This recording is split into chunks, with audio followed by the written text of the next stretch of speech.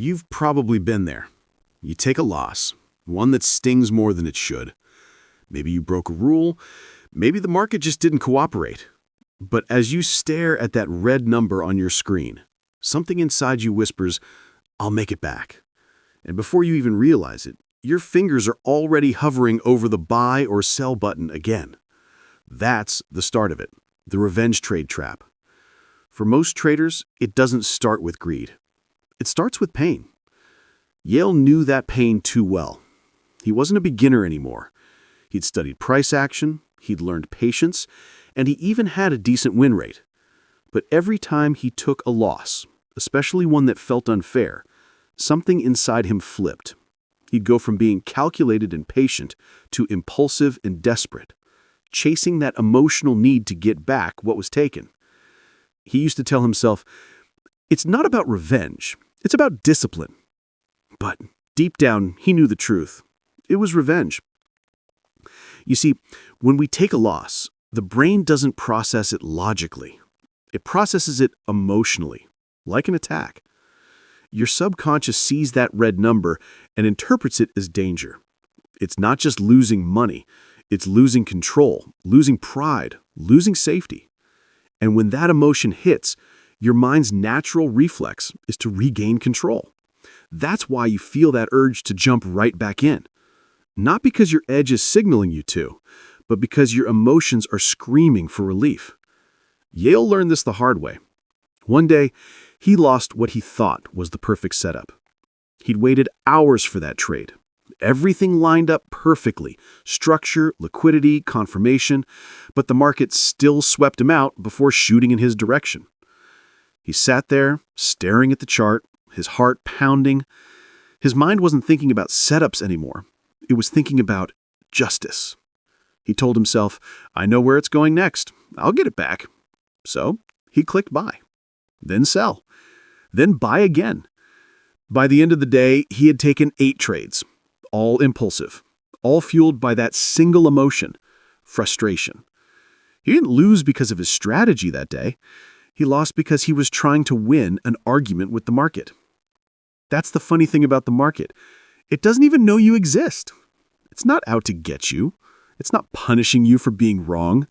It's simply doing what it does, moving from liquidity to liquidity, reacting to imbalance, feeding on human emotion. But when we personalize that movement, we make it emotional. We turn a simple trade into a personal battle. And once that happens, you're no longer trading the market. You're trading your own feelings. Here's something Yale realized after months of repeating this pattern. Pain always demands action. When something hurts, your first instinct is to do something to stop the pain. In life, that might mean avoiding the thing that hurts you. In trading, it often means trading more. But trading more isn't healing. It's self-sabotage disguised as action. You're not trading because there's an opportunity. You're trading because you can't stand sitting with the feeling of loss. Yale's turning point came when he started to notice the pattern before it took control. He began to journal not just his trades, but his emotions. Every time he lost, he wrote down exactly what he felt: anger, frustration, disbelief, guilt. And when he looked back, he noticed something shocking. The worst trading days didn't start with bad setups. They started with bad emotional states. That realization changed everything. Awareness is the first defense against revenge trading.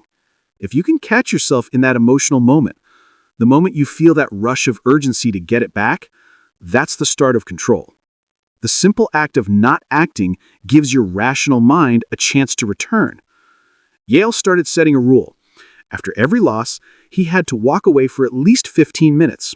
No charts, no analysis, no decisions. Just breathing, resetting, letting the emotion fade. And you know what happened? He stopped digging deeper holes. The next thing he learned was to redefine what a loss means. Most traders see a loss as failure, but a loss is simply data. It's feedback, part of the equation that leads to long-term profitability. When you see it that way, you stop taking it personally. A single red trade isn't a wound. It's a whisper from the market saying, Not this time. And that shift in perception is what separates traders who last from traders who quit. Think about it like this. If you celebrate your wins too much and hate your losses too much, you're giving the market total control over your emotional state. You become reactive instead of responsive. But when you can stay emotionally neutral, when a win feels the same as a loss because both are just data points, that's when you truly start trading from a place of power. That's where Yale finally found peace. He began to realize something deeper. One trade doesn't define a trader. A losing day doesn't define a system. And revenge trading always comes from zooming in too close, from focusing on the tiny loss instead of the long-term curve. When you zoom out and see your edge over hundreds of trades, that single red candle doesn't hurt as much. You stop needing to make it back now. You start trusting that your edge will do the heavy lifting, as long as you don't interfere. But perhaps the most powerful change wasn't in Yale's behavior, it was in his identity. He stopped identifying as a trader who needed to win. He started identifying as a trader who executed plans. That simple mental shift freed him from the emotional roller coaster. He didn't judge himself based on results anymore, only on behavior. If he followed his rules, that was a win, no matter what the P&L said. That's when consistency started to show up, not just in his results, but in his mindset. One of the best ways to prevent revenge trading is through routine. Habits protect you when emotions try to hijack your decisions. Yale created a ritual. After every trading session, he reviewed his performance, logged his emotions, and stepped away. He didn't scroll social media or check other traders' wins, he just detached. And the next day, when he came back to the charts, his mind was calm, clear, and objective again. It wasn't luck that made him profitable, it was discipline, applied consistently, especially when it was hardest to do. When you stop reacting to losses, something magical happens. You start seeing the market for what it really is, not a battlefield, but a reflection of human emotion. Every candle, every fake out, every manipulation, it's all just behavior. And once you stop fighting it, you start flowing with it. Yale began to trade less, but win more, because every decision now came from clarity, not emotion. He no longer needed to chase the market, he simply waited for it to come to him. Here's the truth. You will always take losses. Even the best traders in the world lose. What makes them different isn't that they avoid losses, it's that they accept them instantly.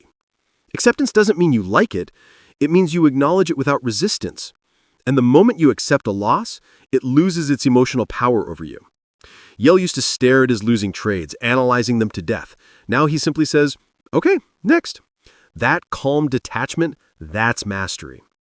Revenge trading comes from the belief that we can fix a loss by doing more. But true growth comes from doing less, from pausing, reflecting, and learning. Every time you resist the urge to take that revenge trade, you strengthen your emotional discipline. And that discipline compounds just like your account balance. The next time you take a loss, remember this. It's not the loss that hurts your account. It's what you do after the loss that decides your future. Don't fight the market. Don't fight your emotions. Observe them, understand them, let them pass. Because trading mastery isn't about controlling the market, it's about controlling yourself. Yale learned that the hard way. But once he stopped trading to feel better and started trading to execute better, everything changed.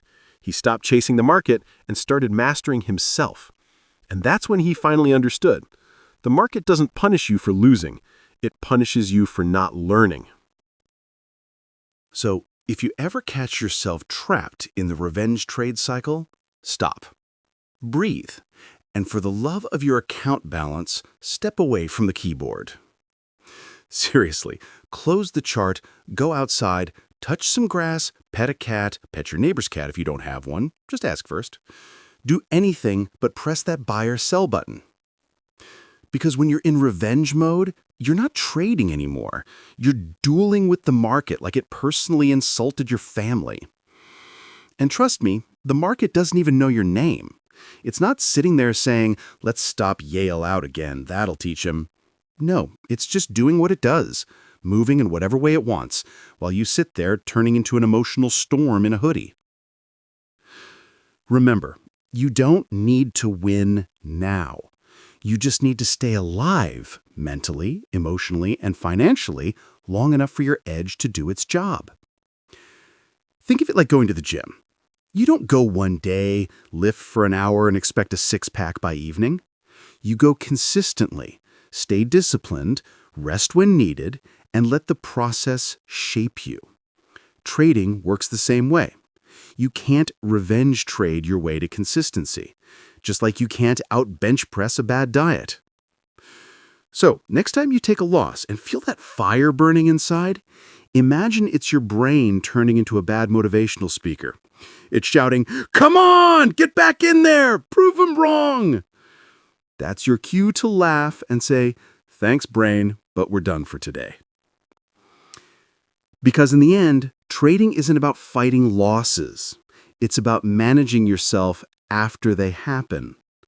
The traders who win long-term aren't the ones who never lose, they're the ones who don't lose themselves after losing a trade. So breathe, reset. Remember why you started this journey. Not to fight the market, but to master your own reactions to it. Because when you can stay calm after a loss, you've already won, even before your next trade.